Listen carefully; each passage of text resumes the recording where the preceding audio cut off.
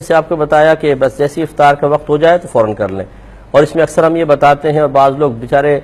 بغیر دلیل کے انکار کرنا شروع کر دیتے ہیں۔ بارہا آپ کو سمجھایا کہ سنت کریمہ یہ ہے کہ پہلے افطار کریں، اس کے بعد دعا پڑھیں۔ دعا افطار کے بعد ہوتی ہے کیونکہ اس میں جتنے بھی الفاظ ذکر کیے گئے ہیں وہ سب یہ ظاہر کرتے ہیں کہ پہلے کوئی فعل ہو چکا ہے تب ہم کچھ کر رہے ہیں۔ جیسے اللہم انی لکا صمت، اے اللہ تعالیٰ میں نے تیرے لیے روزہ رکھا، وَبِكَ آمَنْتُ اور تجھ پر ایمان لایا، وَعَلَيْكَ تَوَكَّلْتُ اور تجھ پہ بھروسہ کیا، وَعَلَى رِزْقِكَ أَفْطَرْتُ اور تیرے دیے ہوئے رزق سے افطار کیا۔ تو دیکھیں روزہ پہلے رکھا ہے، ایمان پہلے لائے ہیں، بھروسہ پہلے کیا ہے، تو افطار بھی پہلے ہوگا، اس کے بعد پھر دعا پڑھی جائے گی۔ لیکن وہ ہاتھ میں لے کے بیٹھے ہوتے ہیں اور ٹی وی پہ اصل میں وہ لکھا بھی ایسے ہوتا ہے سلائیڈ پہ کہ روزہ کھولنے کی دعا،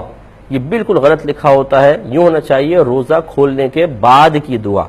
یہ اگرچہ عجیب لگے گا آپ کو، بہت سو کو مطلب عجیب لگتا ہے، لیکن جو صاحب علم ہے ان کو کوئی عجیب نہیں لگے گا کیونکہ اصل سنت ہی یہ ہے،